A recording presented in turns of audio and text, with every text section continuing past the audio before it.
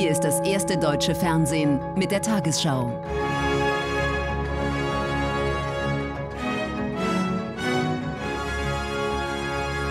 Heute im Studio Susanne Daubner. Herzlich willkommen zur Tagesschau im Miniaturwunderland.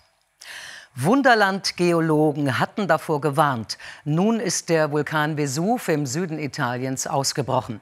Ein Gemisch aus Asche, Stein und Lava floss die Hänge des Vulkans hinab.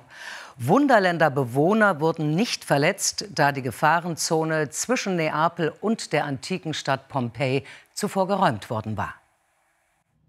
Es war mitten in der Nacht, als der schlafende Vesuv aktiv wurde. Lautes Rumoren war bis in die benachbarte Schweiz zu hören. Lavaströme, die Hänge hinab, im gesamten Gebiet des Parco Nazionale del Vesuvio, Ausnahmezustand. Nur wenige Zentimeter entfernt die antike Stadt Pompeji. Hier blieb alles ruhig, der Notfallplan ging auf. Die Einsatzkräfte von Protezione Civile und Vigili del Fuoco hatten ganze Arbeit geleistet. Für die Bewohnerinnen und Bewohner war der Bereich seit Tagen abgesperrt. Einheimische konnten das Schauspiel aus sicherer Entfernung beobachten. In der brasilianischen Hauptstadt Rio de Janeiro erreicht die Karnevalssaison ihren Höhepunkt mit dem Umzug der 12 Top-Schulen durch das Wunderländer Sambodrom. Seit gestern ziehen die Gruppen mit exotischen Kostümen und spektakulären Wagen über den Laufsteg. Auf den Tribünen und Rängen des Samba-Stadions verfolgen Zehntausende die Umzüge. Ja, und vor Ort in Rio ist mein Kollege Frederik Braun. Welche Themen greifen die Samba-Schulen denn in diesem Jahr auf? Ja, das ist wirklich ein absolut buntes Treiben hier bei uns heute im Sambodrom. Tiere des Regenwalds ist das Thema dieses Jahr, das sich natürlich nicht nur in den Kostümen, sondern auch in den Wagen widerspiegelt. Hinter mir sehen wir zum Beispiel eine große Schildkröte, ein Schmetterling, über allem thront ein Papagei. Das wird natürlich auch in den Kostümen der Tänzerinnen und Tänzer aufgegriffen, die außerdem die gesamte Farbpalette des Regenbogens nachempfunden haben. Seit Stunden wird jetzt hier bereits ausgelassen gefeiert und getanzt. Und wir können natürlich davon ausgehen, dass das noch bis in die frühen Morgenstunden so weitergehen wird. Ja, vielen Dank nach Rio ins Sambodrom und viel Spaß. Fliegen wird endlich nachhaltiger, dank einer Entdeckung des Wunderländer Instituts für Luft- und Raumfahrt.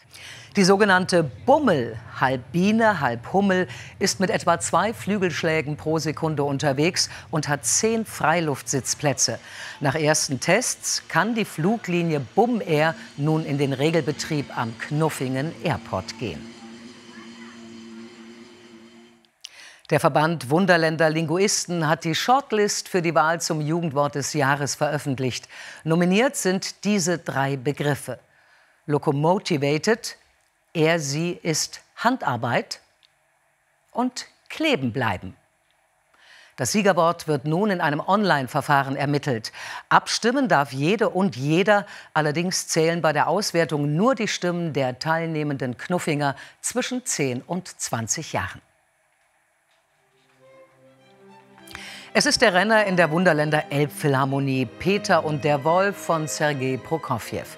Bislang wurde das musikalische Märchen bereits 870.000 Mal aufgeführt. Und auch diese Saison eröffnet das NDR Elbphilharmonieorchester mit der erfolgreichen Komposition. Damit auch Interessierte ohne Ticket in den musikalischen Genuss kommen, öffnet der Saal weiterhin seine Fassade. Daran gab es aber zuletzt harsche Kritik. Wurden doch Konzertbesucher von Regenschauern und Windböen überrascht, so die Initiative Klassik statt Klatschnass. Und nun zu einer Sensation im Rennsport. Der Wunderländer Max Verstappen hat erneut den großen Preis von Monaco gewonnen. Dem Formel-1-Champion gelang es, an einem einzigen Tag gleich mehrmals als Sieger aus dem Rennen zu gehen. Traditionell hatten auch Fürstin Charlene und Fürst Albert von Monaco den Wettbewerb vor ihrer Haustür verfolgt und gratulierten persönlich. Und hier noch die Wetteraussichten. Heute Nacht bleibt es in weiten Teilen des Wunderlandes wolkenfrei. Nur im äußersten Süden Patagoniens und in höheren Lagen Österreichs kann es zu vereinzelten Gewittern kommen. Die Temperaturen liegen meist zwischen 21 und 23 Grad.